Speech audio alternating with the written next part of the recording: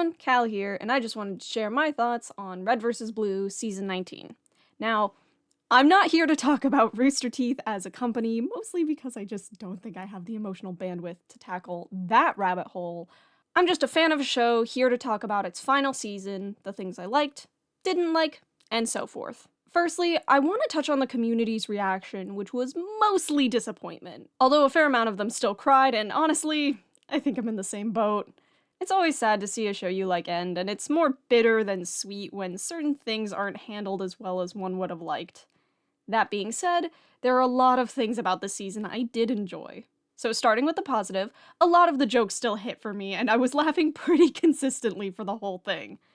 Comedy has always been a big part of RVB, and it warms my heart that the final season was genuinely funny in a lot of moments. There were also so many callbacks to old jokes and bits.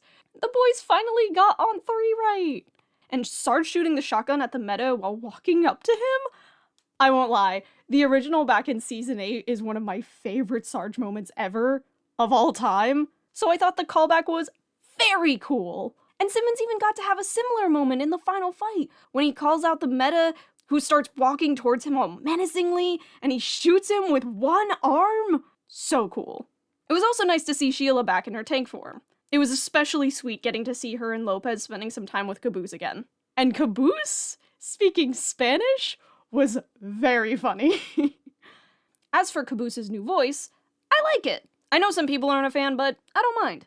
Yeah, it's a bummer that it's not Joel Heyman, the original voice actor for Caboose. But I think Michael Malconian did well in getting the impression right, which is the thing that I was most worried about. So, yeah, good job. Thanks for doing your best. I loved seeing 479er. A wonderful surprise, truly.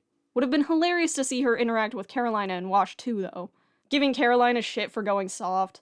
Teasing Wash for being a hard-ass before telling the Reds and Blues embarrassing stories about him. Think of the potential! The new polka music was good, but I was way happier to hear the original, especially in the context of the Jeep being thrown at the guys. Very on brand. Also, shotgun! Shotgun fun! I loved the guys returning to Blood Gulch for the final showdown. The symbolism and thematic vibes were very nice, especially during the part where they were telling stories and that song played. I wasn't sobbing like a baby, I swear.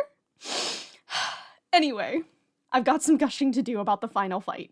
Firstly, I was not expecting Tex to show up. When that Jeep came flying, I was so confused because I know Church isn't a throwing Jeep kind of guy, even though it's technically the same body. Second, I love that Tex's first instinct when brought back is always to beat the ever-loving shit out of the guys. Third, her being based on the boys' memories and thus kicking ass was peak. She finally got to be the unstoppable war machine she was always meant to be. And teaming up with Carolina on top of that? Pure badass bliss. I won't lie though, the final fight was definitely an emotional roller coaster for me, because as cool as the fight was, I was also crying because that's my boy Tucker you're hurting!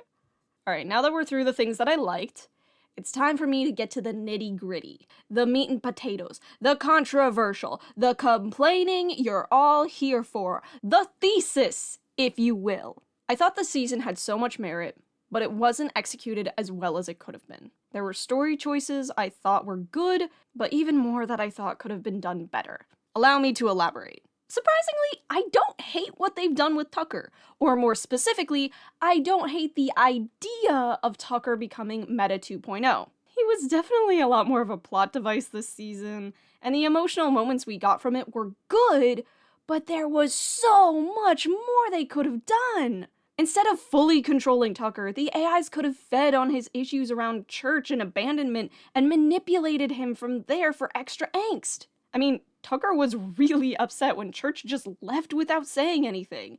And that's after losing him over and over and over again. Like, seriously, has this guy ever been able to actually say bye to Church? Ever? The AI could have used that as well to turn Tucker against the Blues. That would have made the moment with Tucker and Caboose carry that much more weight. If Caboose apologized and admitted that he just didn't want to lose anyone else, That he just wanted his friends back, same as Tucker? That would have taken the scene from good to great. Also, I feel like we missed a lot of good angsty opportunities with Carolina and Wash, especially Wash. This was a perfect setup for them reliving old trauma. One of their close friends gets taken over by rogue AI and begins hunting down the rest of their found family while slowly being driven insane. It's such a good setup. Imagine the first confrontation with Meta Tucker devastating them. Carolina begins to recede back into her old hard-ass ways, and maybe Wash is just stunned. He freezes because another friend, another family is in danger, and all he can think about is how much devastation the Meta caused, how his friend Maine died, and how badly he doesn't want to lose Tucker the same way. Maybe the rest of the Reds and Blues see how they're affected and in turn step up to take the lead, and maybe offer some emotional support. As much as they can, anyway. I mean, the guys are a bit emotionally constipated, so that might be a bit tough. Except for Doc and Donut, of course. Anyway, instead, Carolina was benched until the final fight, and Wash... They tried to give Wash some emotional catharsis, but man, it just didn't feel right. He was so removed from everyone. Literally. He was stuck in a mental ward until the final fight. Now, I understand wanting to keep the focus of the final season on the original crew, but Carolina and Wash are fan favorites that deserve to be a part of the final season, not just the final fight. I appreciate that they tried to give them something, but it just kind of felt like a letdown after looking at how much potential there was. Speaking of wasted potential, they did Donut so dirty in this. They bring back the whole OG crew, but leave Donut for a 2-second bit? Really? Like, I get that it's a running joke that Donut gets left out of a lot, and this is like the ultimate version of that. And he had his time to shine in the Shist-No Paradox, which are very controversial seasons, by the way. But my guy, let him be a part of the finale. Like, really be a part of it. Let him get the best throw ever of all time compliment. And the same thing with Doc. Do they really have to kill him? Really? It just felt unnecessary. I was more disappointed that the bond Wash and Doc had developed wasn't actually real. I kinda understand why they did it, but I don't know. It felt sad and just not in the good way. And just because I'm biased and sad doesn't mean I'm wrong. I mean, if they really wanted to write them out, then maybe have Doc and Donut as godparents taking care of Junior while all this goes down. I still say they should get a moment where the gang realizes they need emotional support.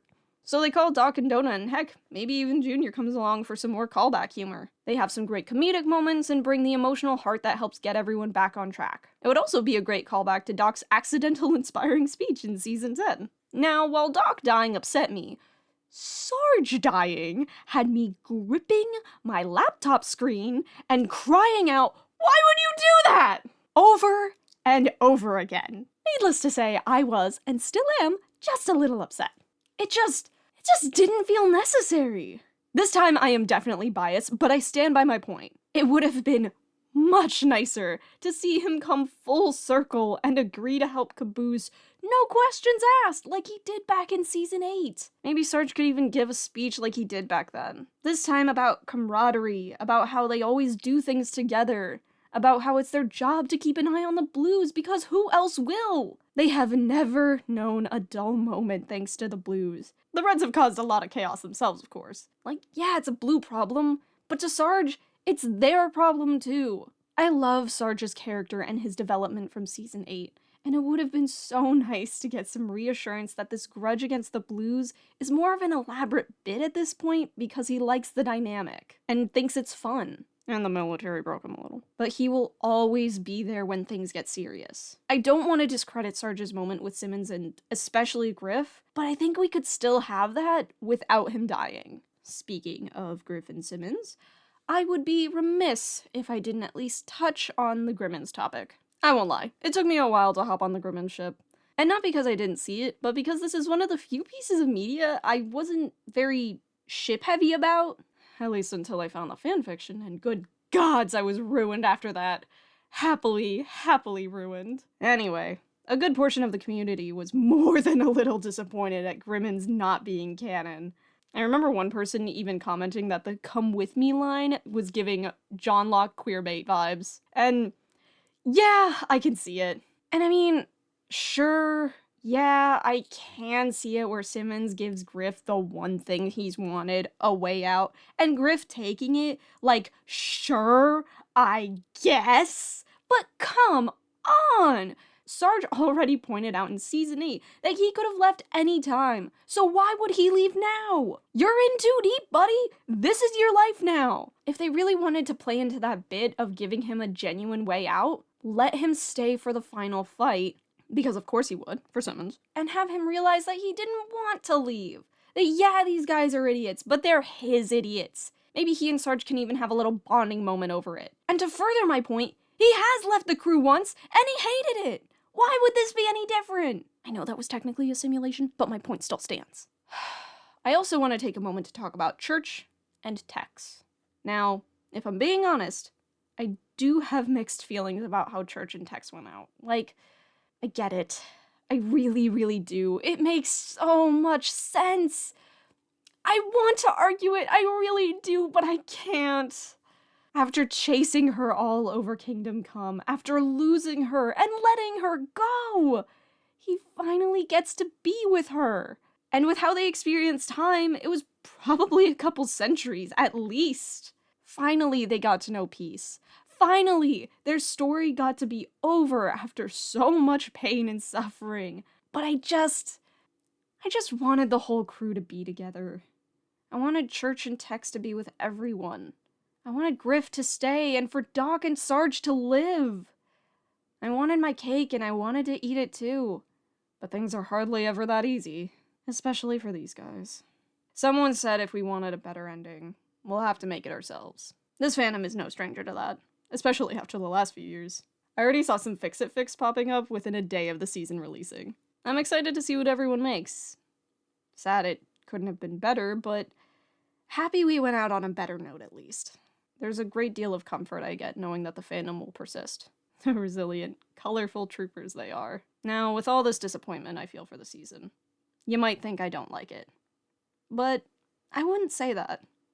It wasn't perfect, but it was certainly better than some of the other parts of the franchise at least. I still respect the creators and what they tried to do with the season. Even if I don't agree with everything, I might even include this season in a future rewatch. It still made me laugh and cry and feel things. And it was nice to see the guys again. Overall, I think I'm more sad that it's officially over. Red vs. Blue has held a special place in my heart for a very long time and will continue to do so because I want it to. I want to remember all the stupid jokes and the cool fights, the heart-wrenching scenes and epic speeches. I want to remember something that was born from just friends messing around and having fun and became something so much bigger. And if what Caboose said was true, and I'm inclined to believe him, then I guess I'll always have that. I'll always have the memories. Even if I forget someday. That'll never change the fact that at one time, I felt a lot of love for this show and its stupid, colorful soldiers from a boxed canyon. Thanks for listening to my little rant about Red vs. Blue Season 19. Until next time, I'll see you later.